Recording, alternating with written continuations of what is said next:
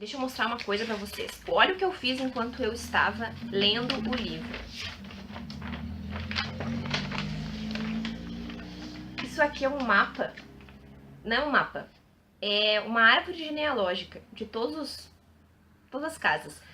E tipo, eu sei que na internet tem pronto, mas é que é igual estudar. Eu preciso fazer eu mesma pra eu poder entender a história. Agora como é que eu vou dobrar isso aqui de volta? Olá pessoas, tudo bem com vocês? Eu sou a Maria Eduarda e sejam bem-vindos a mais um vídeo. E hoje nós vamos falar sobre o primeiro volume da série As Crônicas de Gelo e Fogo. Eu lembro que eu tinha falado no vídeo acho que do unboxing da Black Friday, ou algum outro vídeo, agora eu não lembro, que a primeira resenha de 2017 ia ser As Provações de Apolo, Oráculo Oculto. Pois é, o que aconteceu? No dia 29 de dezembro de 2016, eu olhei pra esse livro, ele olhou pra mim e eu pensei só um capítulo, mas daí não foi exatamente isso. E estamos aqui agora na primeira resenha de 2017 com A Guerra dos Tronos. Nessa edição maravilhosa, que eu comprei também na Black Friday, eu simplesmente tô apaixonada por essa capa, principalmente depois que a gente lê o livro, a gente entende a capa. E eu gostei bastante do livro, como vocês podem ver. Nesse primeiro livro da Guerra dos Tronos acontecem muitas coisas, mas eu vou tentar fazer uma sinopse mais ou menos das 3 linhas de histórias que se desenrolam aqui. O que desenrola todos os acontecimentos, na verdade, é a morte estranha da mão do rei. Por isso, o rei Robert da casa Baratheon, ou Baratheon, eu não sei como se pronuncia, eu também não assisti a série, aliás eu vou falar sobre a série no final. Ele viaja pra Winterfell pra pedir a Eddard Stark pra ser a sua nova mão do rei. Stark? Não, Stark. Desculpa, esse foi erro mesmo. Ele viaja pra Winterfell pra pedir a Eddard... Ele viaja pra Winterfell pra pedir pro Eddard Stark pra ser sua nova mão do rei, porque eles já eles são amigos. O rei Ned, que é como ele tem esse apelido, ele é chamado pelos mais íntimos, digamos assim, ele tem 5 filhos legítimos com a Catelyn Tully, que são o Robb, a Sansa, a Arya, não sei como vocês gostam de pronunciar, o Bran e o Rickon. Não sei como vocês gostam de pronunciar, vou pronunciar desse jeito e vocês não me incomodam. Mas, além desses 5 filhos legítimos, ele também tem um filho bastardo que é o amorzinho de todo mundo, Jon Snow. Inclusive o meu. Enquanto isso, o rei Robert com a Cersei Lannister, eles têm 3 filhos. Que a maioria deles não é muito importante, só um deles que é o mais importantezinho, que é o mais velho, que é o Joffrey. Cersei Lannister, quando ela vai pra Winterfell junto com o Robert, ela leva os seus 2 irmãos. O irmão gêmeo dela, o Jaime Lannister, e o seu irmão anão, o Tyrion Lannister, que também é um amorzinho de todo mundo, né? Inclusive, meu. Nós também temos uma série de vassalos, que eu acho que, se eu não me engano, é o vassalo, que ele é inferior ao sucerano, ou o contrário. Se alguém, por favor, puder me corrigir nos comentários, que agora eu não lembro mesmo. Ia ser muito útil. Nós temos muitos desses personagens secundários que compõem a corte, as cortes, respectivas cortes, que eles aparecem e eles têm certa importância, porque eles são reis e generais e cavaleiros, mas obviamente não tem como lembrar de todo mundo, né, gente? Porém, contudo, entretanto, todavia, apesar do Ned aceitar o cargo de mão do rei, na verdade ele não tinha muita escolha, ele acredita que a antiga mão do rei possa ter sido assassinada por um motivo X. Depois, ele acaba relacionando esse assassinato da mão do rei com um acidente que o segundo filho na linha de sucessão dele acaba sofrendo, que é o Bran, e ele tá escalando e ele acaba caindo e ficando paraplégico. O filho bastardo do Ned Stark, o Jon Snow, ele acompanha o seu tio Benjen Stark até a muralha, que é aqui, a capa do livro. Esse aqui é o Jon Snow, esse aqui é o Tyrion. E ele entra pra patrulha da noite, ou seja, depois que ele entra pra patrulha, ele não pode mais sair dela. É um juramento pro resto da vida. E quando ele vai pra muralha, que é a coisa construída pelo homem mais ao norte de Westeros, ele se depara com acontecimentos muito bizarros e desaparecimentos sem explicações. Enquanto isso, mais ao sul, intrigas políticas entre o pai dele, os Lannister, o Robert e todo mundo ali está acontecendo. E além dessas 2 linhas de histórias, nós ainda temos a terceira linha de história, que é a da Daenerys. A Daenerys faz parte da casa Targaryen e ela está para se casar com um líder de um povo bárbaro chamado Khal Drogo. Porque a sua casa, ela foi quase totalmente dizimada pelo Robert. Foi quando ele conquistou o Trono de Ferro, que antes pertencia à casa Targaryen. essa foi a sinopse, eu espero... Acho que eu não dei spoilers, gente, é sério, eu realmente acho que eu não dei spoilers. Gente, eu tô horrível, vocês me perdoem, tá? Eu já tinha começado a ler esse livro, como vocês sabem, e eu tinha gostado bastante da primeira vez que eu li, só que, tipo, eu tinha lido até mais ou menos aqui, sabe? Sei lá, eu tinha lido só isso aqui. Agora, nessa segunda vez que eu li, eu gostei ainda mais. A história, como vocês viram, ela é, tipo, muito complexa, né? 3 linhas temporais em um livro não é pra qualquer um.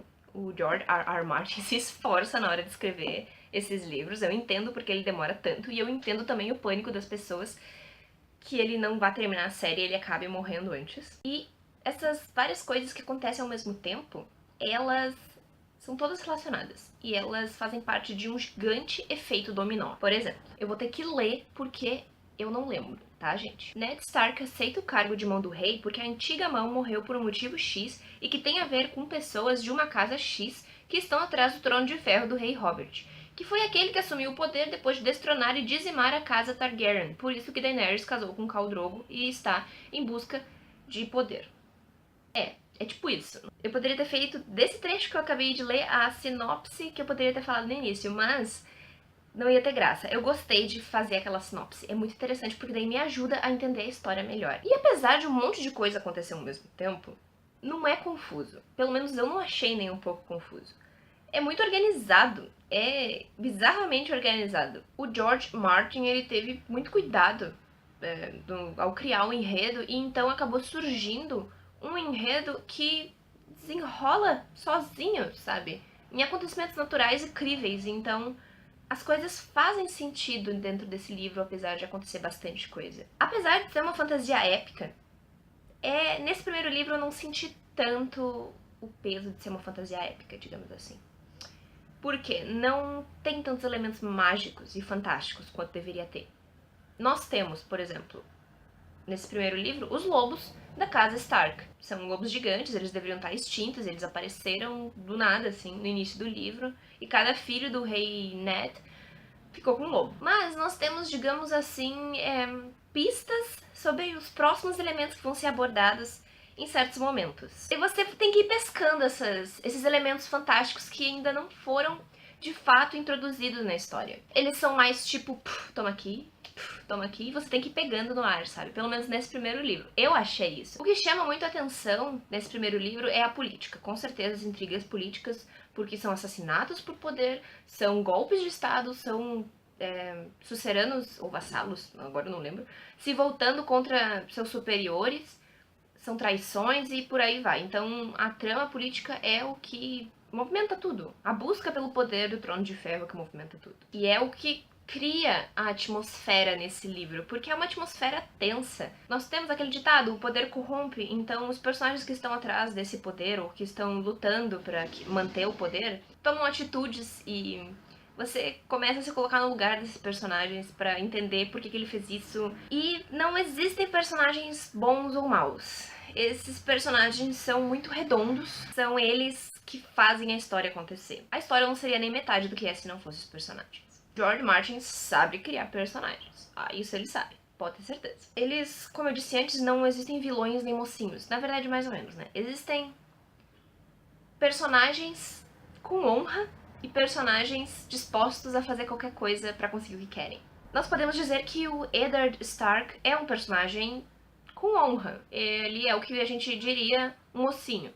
Mas ele também não é exatamente um mocinho. Porque ele é o rei, e o rei tem que fazer certas coisas que talvez ele não queira fazer.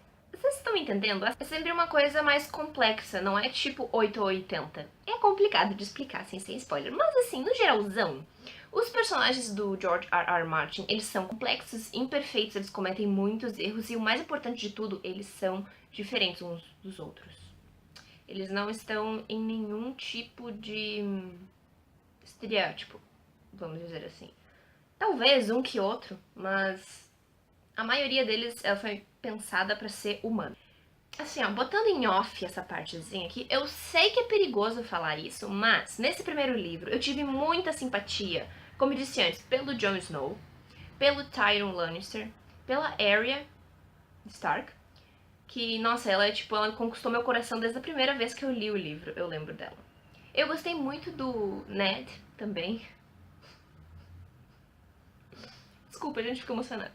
e da Catelyn. Apesar de no início eu não ter gostado da Catelyn pelo jeito que ela trata o Jon Snow, porque Jon Snow é queridinho, depois eu gostei dela, sério. Depois eu vi que não, ela tem um lado bom e foi aí que eu percebi que os personagens do George Martin eles são mais complexos do que eles aparentam. Você não pode julgá-los pela primeira aparição deles no livro. Isso vale pros vilões, entre aspas, desse livro, tá bom? É válido também pra eles. Agora, pra finalizar, eu pretendo assistir a primeira temporada de Game of Thrones ainda esse ano. Eu sei que vocês viram no meu vídeo do To Be Watched que eu não ia assistir mais nada que não tivesse naquela lista, mas é que agora eu estou curiosa pra ver, porque dizem que a primeira temporada é uma das mais fiéis aos livros, né? Que depois começa a ficar bastante diferente. E é isso, eu vou acrescentar ainda a primeira temporada de Game of Thrones.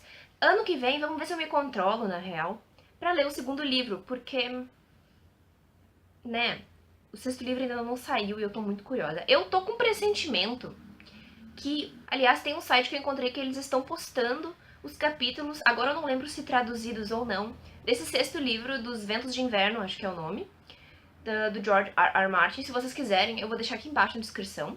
E eu acho que foi isso. Eu adorei o livro e eu espero, sinceramente, que a qualidade se mantenha. Eu acho que vai se manter. Estou com grandes expectativas pro segundo livro. Por favor, comente aqui embaixo quais são seus personagens preferidos. Não me diga se eles morreram ou não, porque eu sei que, né, é complicada essa história de personagem favorito em Game of Thrones. Mas não é Game of Thrones, é as Crônicas de Gelo e Fogo.